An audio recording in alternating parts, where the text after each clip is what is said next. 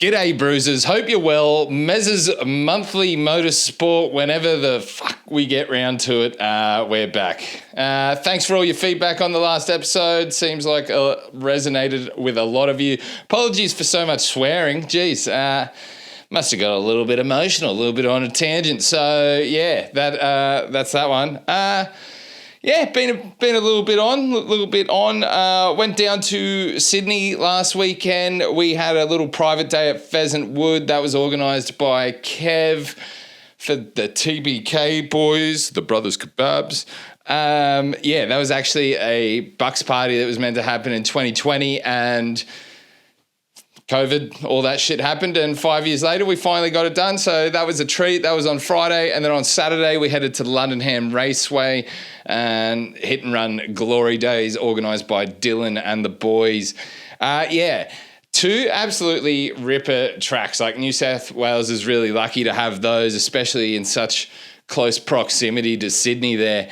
It's a bit of a shame, Pheasant Wood, we can only drift it in the wet. I do believe the Revo boys are holding a competition there soon, and that's going to be in the dry, so that would be unreal. But yeah, I think Pheasant Wood has had some noise issues. They even had to butter up the neighbours, apparently, with some care packages prior to the day. So yeah, I'm not sure if that was bullshit, but yeah, it leaves a little bit to be desired, but absolutely unreal facility. And even in the wet, it was an absolute treat. Luddenham, yeah, wow, what an absolute driver's track. Super cool, super picturesque, absolutely terrible for spectating. I actually thought about it in hindsight. I was like, they were charging people to spectate, and you can only see one corner, really. Just the way the track is set out, you come up the main straight there. Obviously, you can't be on the pit wall watching.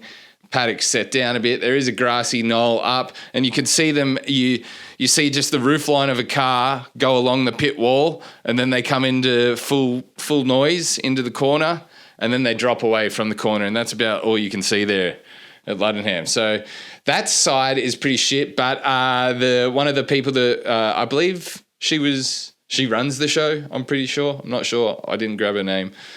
But she was saying, yeah, they're looking into how they can improve it for spectators there, which is an absolute treat. Yeah, a bit of an odd one there as well.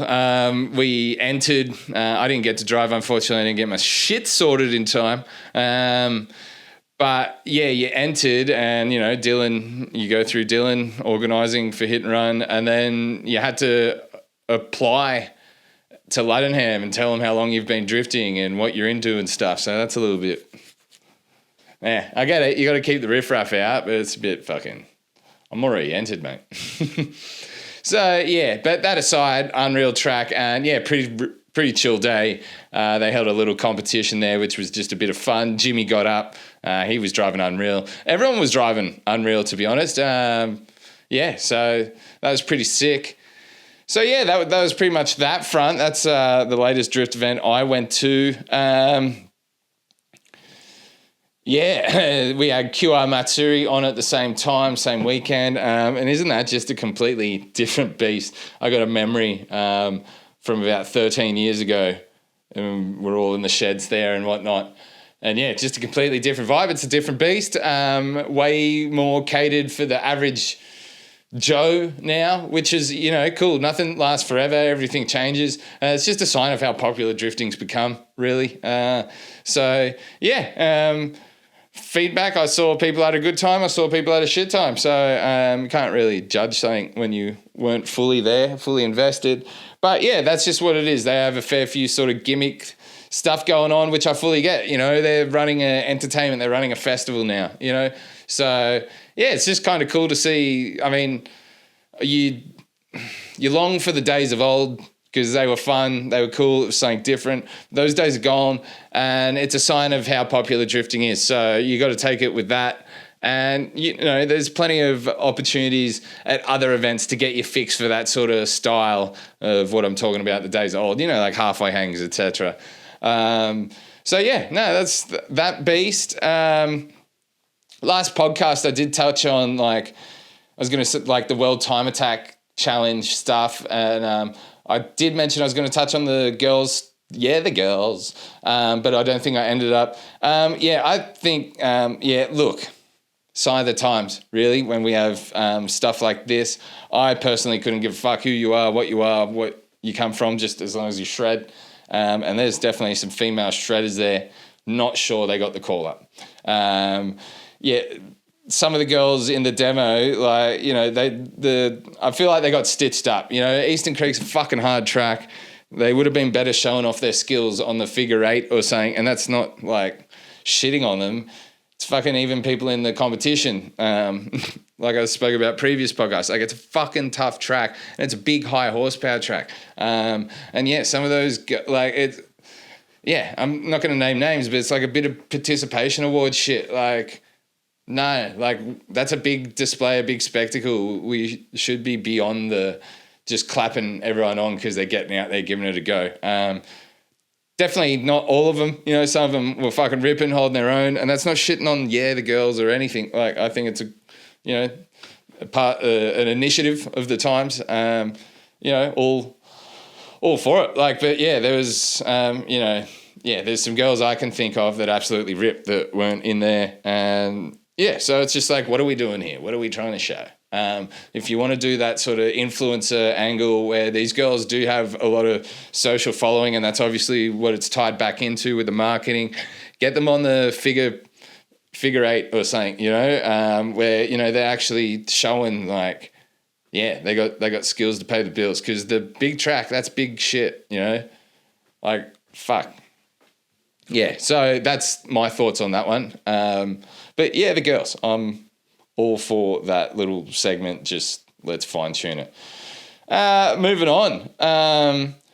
I've wanted to touch on this since getting back from Final Bout, and even before that, I've sort of noticed stuff. But if you've been a follower of Wreckham or myself for a little bit, you'd know our general thoughts about vloggers, and it's all like, heaps of it I find heaps pretentious and stuff. And mainly that's probably got to do with the people that aren't really sort of providing anything. There's heaps of vloggers out there that are entertaining or like informative, or, you know, they're at events and stuff like that. But one thing and on the positive contrary, if, you know, you're just joining in, I also have advocated for, you know, what they've created with, you know, like LZ Fest and this whole movement in drifting. They've just fully expanded that exciting, the style drifting's meant to be, but the word's not coming to me. Anywho. One thing I want to touch on is the fucking fans they've got to deal with. Here's something that, you know, I'm not sure many people are thinking of, or if anything, but fuck, some of you guys are awkward motherfuckers. Socially inept. You know, we're all different. We all come from all walks of life, and, you know, get out there, you know, put yourself into it. I'm all for it. Fucking inject yourself, no matter how weird you may be. I'm a weirdo myself. But some of you need to fucking learn when to approach. I, like, at Final Bout, I really admired fucking Jimmy Oakes and Hurt Life professionalism. They're just, you know, absolutely getting hounded, whether it be for selfies or anything, which is all good. You know, like, it's fans, it's part of, without the fans, you know, everything's nothing, you know? It all feeds off one another. But some of the timing, you're like, dude, like, read the room. And it sort of ties me into, you know, some stuff I've experienced before, but I see it tenfold, is just the timing of people's conversations. A big one, passenger rides. Now, I don't know where it happened or what timeline, but I always thought it was like a gift to go for a passenger ride with someone. You know, I was very lucky, and I wouldn't really push the fact, you know, like now I'll be like, hey, dude, I'm jumping in with you. Is that sweet? Yeah, like, to the boys, you know, obviously. But when I was first sort of starting out as a young whippersnapper, you know, I'd wait for someone to offer me, almost, to a point. You know, nothing wrong with asking for a passenger ride either way. By the way, this is not what I'm getting at. But how it's done, when it's done, and where it's done. Like, fucking, if someone's working on their car and they're visibly pissed off, or they're underneath their car, or they're just looking pissed off, maybe not a fucking time to hit the person up for a passenger ride. Like, I've seen it countless times. And, like, then the reaction, of some of these people asking for passenger rides, like it's an expectation, like it's their given right to be getting passenger rides. Like, no, you're fucking lucky if you get a passenger ride. You should be thankful. You should be fucking grateful. Like, when not there to fucking provide passenger services. Like, some people are, Ride with the Pro, the fucking drift schools that run all that. Yeah, they are.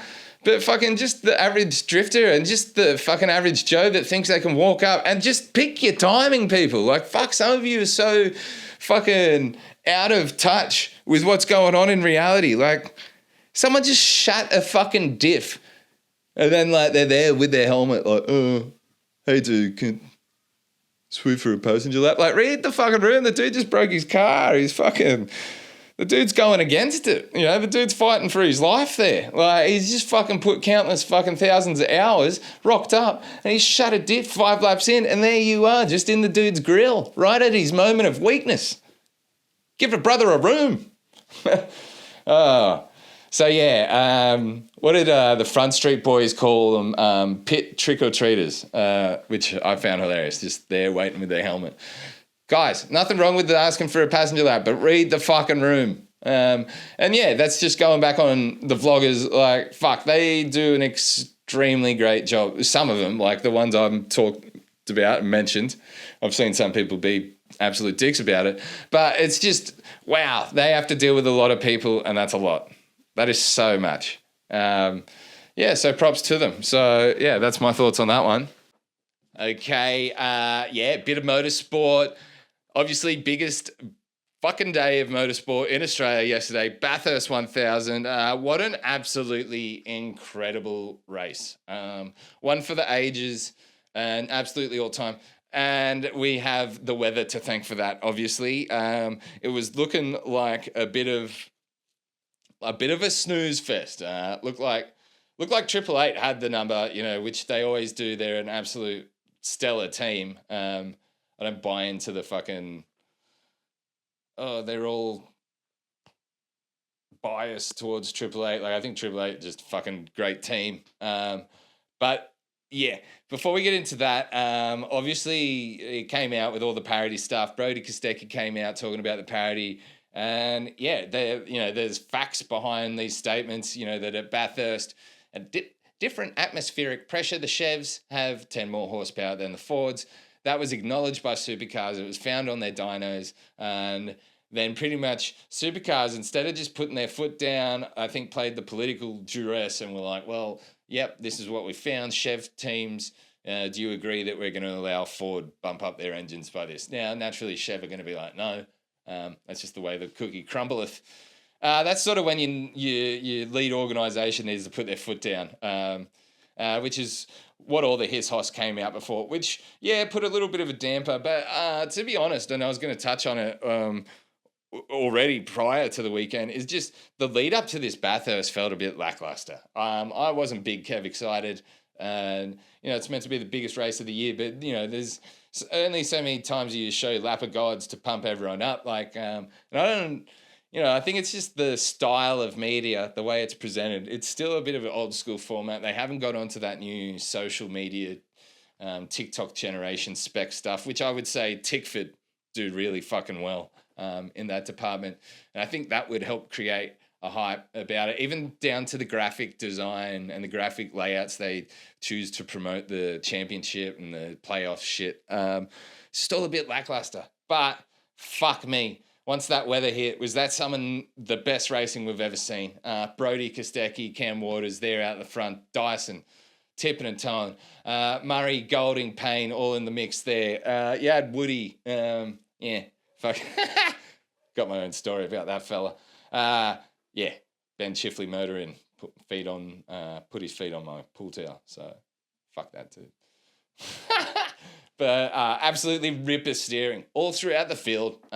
So yeah, that was really great. There was a few shots there from the helicam where it just showed how close everyone was in the fucking wet and just absolutely fighting for it. So yeah, I was absolutely on the edge of my seat for that stuff. I was fucking loving it. So they really got saved by the bell there, and I'm glad they did. I'm glad that Bathurst will be remembered for that than the parody bullshit, even though that will come into it. People always have that in their back of their minds.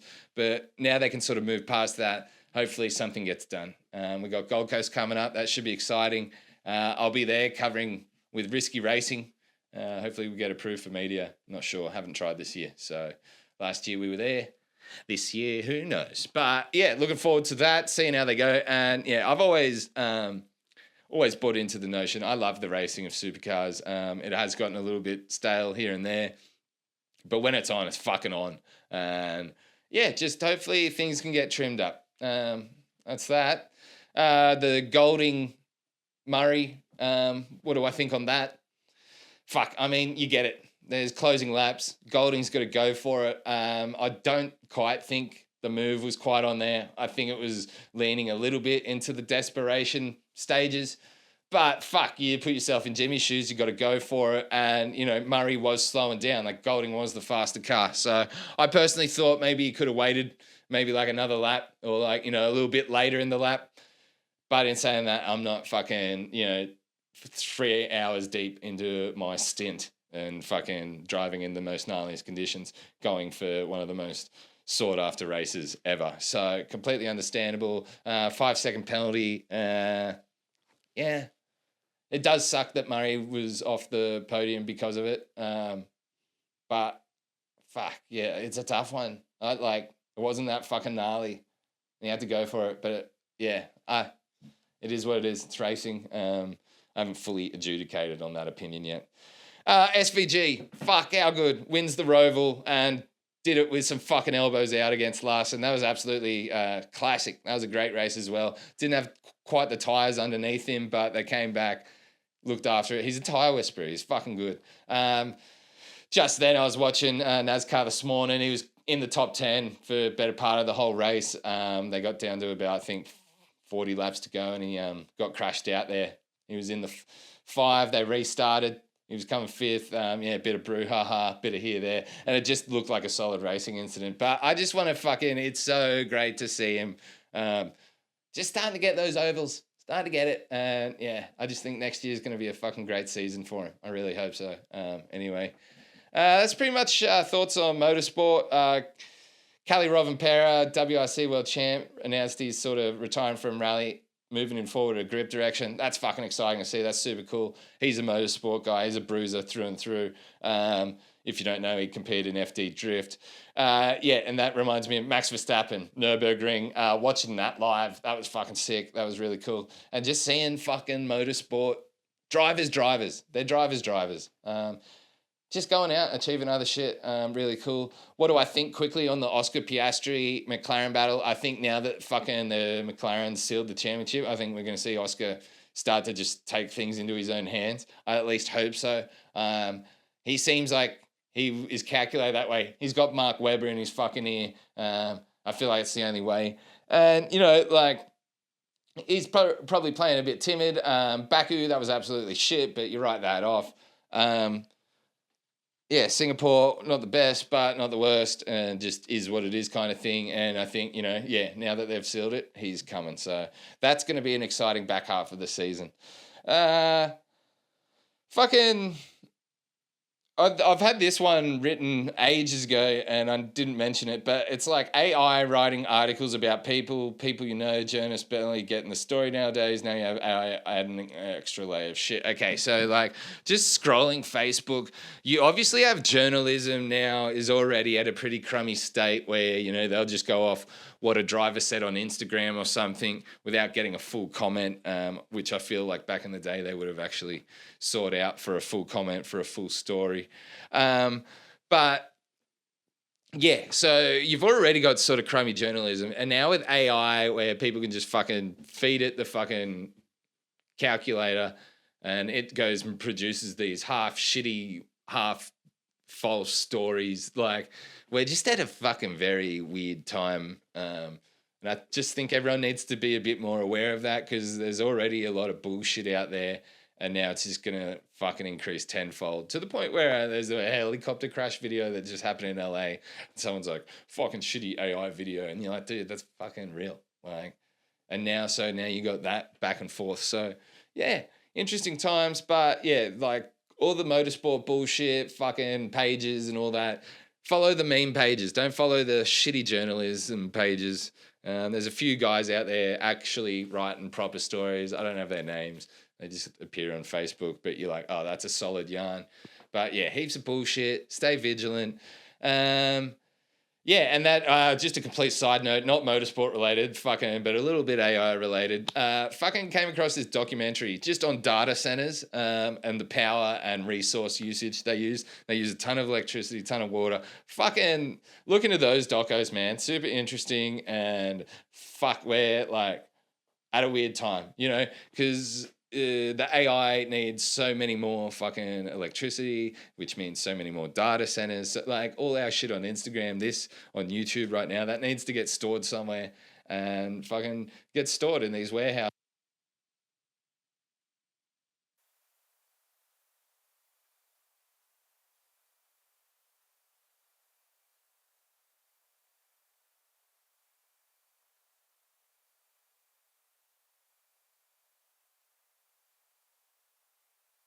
Cause real bad boys move in silence, silence.